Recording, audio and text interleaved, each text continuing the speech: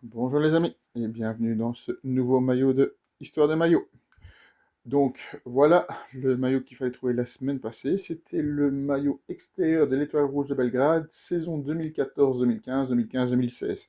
Donc ils l'ont gardé 2 saisons ce maillot rouge. Alors pourquoi je l'ai pris alors que j'avais déjà un maillot de l'Étoile Rouge? J'aimais bien le principe de montrer les supporters sur le maillot. Donc voilà, comme vous pouvez voir le détail, c'est vraiment une partie des supporters dans le stade Maracana. Donc j'aimais bien ce petit côté de rendre hommage aux supporters de l'Étoile Rouge. Alors, au niveau des saisons, donc à la saison 2014-2015, le club termine second du championnat serbe derrière le Partizan, en coupe en 16e victoire contre le Borac Kakak, en 8e défaite contre le Rad Belgrade. En Ligue des Champions, donc le club a été exclu pour cause du fair play financier. En saison 2015-2016, le club est champion de Serbie, en Coupe de Serbie 16e victoire 1-3 contre le Lojka Baka, et en 8e défaite 1-5 contre le Borac Kasak. En Coupe d'Europe en Europa League, premier tour, une défaite 1-4 contre le Kerat Almaty. Alors, quel était un petit peu l'avis des fans de ce maillot de 2014-2016? Donc, c'était un maillot Puma, la couleur rouge vif, détail fine bande, diagonale ton sur ton, col en V blanc, logo sponsor Gazprom en blanc, short rouge ou blanc selon les matchs. Donc, c'était le maillot extérieur. Donc voilà. Alors, les supporters, qu'est-ce qu'ils ont pensé? L'avis général est plutôt positif, 3,8 à 4 sur 5 sur les sites spécialisés de maillots. Donc beaucoup de fans ont apprécié le retour du rouge uni, perçu comme une expression pure de l'identité du club Étoile Rouge. Le design Puma a été jugé simple, classe et efficace, notamment comparé au maillot plus chargé des années précédentes. Le contraste du col blanc et du sponsor rendait le maillot propre et harmonieux. Certains collectionneurs le décrivent comme un moderne classique ou un sous-estimé car somme et élégant. Alors, au niveau des critiques, une partie des fans regrettait l'absence des bandes rouges et blanches traditionnelles, même sur un maillot extérieur. Le design était jugé trop basique par quelques supporters, notamment ceux qui préféraient le design historique de Puma dans les années 90. Le tissu brillant Puma 2014-2015 Dry Cell a parfois été critiqué pour son aspect plastique sous certaines lumières. Alors, donc en résumé, couleur et style, fidèle à l'identité sobre et propre, élégance assez réussie, marque et manque des bandes traditionnelles, donc c'est regretté par certains. La note de 3,8 à 4. Et donc aujourd'hui, au niveau des collectionneurs, elle est recherchée, considérée comme un maillot discret mais élégant. En conclusion, le maillot Puma 2014-2015 rouge de l'Étoile Rouge est globalement bien aimé, surtout pour sa sobriété et son attachement à la couleur emblématique du club. Il ne fait pas partie des modèles les plus iconiques, mais il est vu comme une réussite esthétique et symbolique respectée par la plupart des fans. Alors, on va s'intéresser maintenant à 10 anecdotes autour des maillots de l'Étoile Rouge de Belgrade. Donc, à sa fondation en mars 1945, le club portait des maillots jaunes avec une grande étoile rouge avant d'adopter ensuite un maillot rouge avec un short blanc.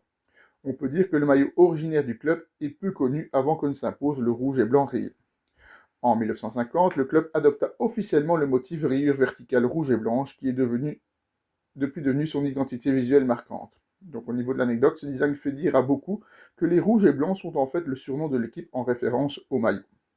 Le maillot utilisé lors de la finale de la Coupe des Champions en 1991 à Bari a une place spéciale dans l'histoire du club car c'est à ce moment-là que le club devient champion d'Europe.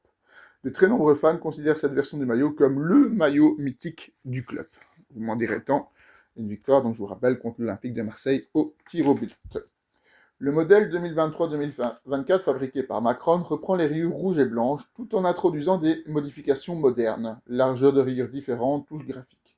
Bien que fidèle au design classique, chaque nouvelle version inclut des petits détails fanservice pour les passionnés du club. Pour célébrer les 80 ans du club en 2025, un maillot spécial fut dévoilé, couleur jaune doré rétro, col et poignée noire en hommage au tout premier maillot du club. Anecdote, il s'agit d'une version commémorative difficile à trouver, ce qui en fait un objet de collection. En 2023, le club porta un maillot orné d'un badge doré en mémoire à Sinisa Mihailovic, légende du club disparu. Montrer un respect fort à un ancien joueur via un simple changement visuel du maillot. Le numéro 11 a été retiré à partir de la saison 2023-2024 en l'honneur de Dragan Djajic, une icône du club. Cela renforce l'idée que certains numéros sur le maillot ont une valeur symbolique bien au-delà du simple dossard. Le numéro 12 a également été retiré, mais dans ce cas, il représente les supporters, les Delige, comme 12e homme. Anecdote, le maillot devient ici un symbole collectif, pas seulement individuel.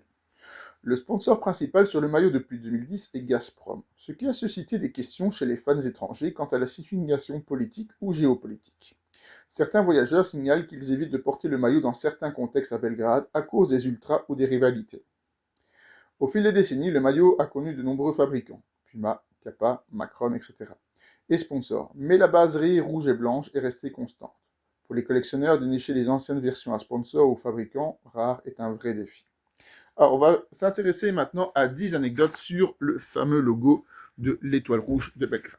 Donc, voilà le logo. Alors, l'origine idéologique du symbole de l'étoile. L'écusson du club comporte une grande étoile rouge à 5 branches, un symbole déjà présent sur le logo depuis la création du club en 1945, et qui faisait directement référence à l'idéologie communiste dans l'ancienne Yougoslavie. Le club s'appelle littéralement Crvena zvezda, étoile rouge, ce qui correspond au symbole central du logo. Évolution graphique de l'écusson. Le design du logo a beaucoup évolué. Par exemple, de 1945 à 48, il comportait un personnage sur fond d'étoile et cercle orange. Puis entre 48 et 71, l'étoile est placée sur un bouclier rouge et blanc. Même si la forme changeait, l'étoile rouge restait le point fixe, symbole d'identité du club. Cadre doré et étoile au-dessus. Sur les versions récentes de l'écusson, on voit un encadrement doré de l'écusson, ainsi que des petites étoiles d'or au-dessus du logo qui symbolisent les titres remportés. Par exemple, entre 30 titres nationaux indiqués par 3 étoiles dorées. Alors moi, la version que j'ai, il n'y en a que 2. Ce badge de réussite ajouté change légèrement la lecture visuelle du logo. Ce n'est plus seulement l'étoile rouge, mais aussi la gloire du club. Lien entre l'écusson et l'identité nationale et régionale.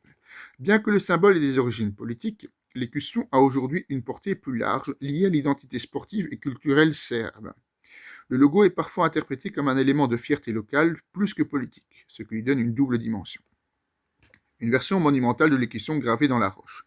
Dans la ville de Nevisinje en Bosnie, des supporters du club ont empilé plus de 1,5 km de pierre sur la montagne de Veles pour former un écusson géant du club, 21 000 m². Le site a résisté à un séisme de magnitude 5 sans que les pierres ne bougent. Le logo du club s'est littéralement transformé en monument de supporters.